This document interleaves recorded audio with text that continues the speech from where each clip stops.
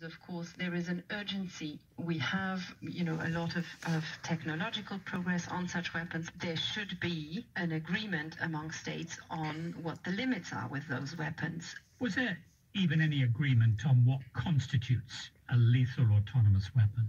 No, there's no agreed definition, and it's one of the issues on which apparent disagreement, but states haven't even started to discuss this. And in our view, the discussion on legally binding limits should not be blocked by the fact that states don't agree. And in fact, the definition is not very difficult to agree to, because what is specific about autonomous weapons is precisely they are in fact a weapon by which you use a robotic system. It is programmed on the basis of an algorithm, so a generalized target profile, and the weapon is launched. And the specificity of autonomous weapons, as compared to, for instance, to remote control weapons like drones, is that once it is launched, the weapon chooses its target, what, who, when, under what circumstances it will target the objective autonomously, so without, human intervention, so without remote control.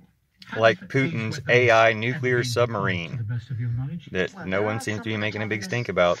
But you better stop it, because why do you even have that other than to say, oh, it was a mistake. We nuked you by mistake. Israel is an autonomous system, so it's a system which is triggered by the incoming missiles.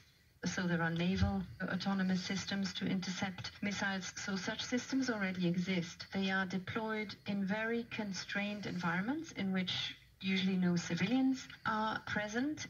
It seems to me that these lethal autonomous weapons could very well be deployed before there is any agreement either on their definition or any constraints on the way in which they should be deployed.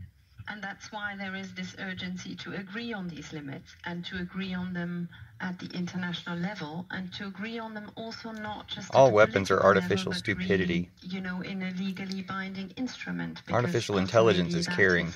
Intelligence is caring. Regulate how states behave in armed conflict. And the problem is now that there is no agreement on how international law applies to such systems. You have a machine that will choose a target, and if that is a human being, you have basically a machine taking a decision on life and death.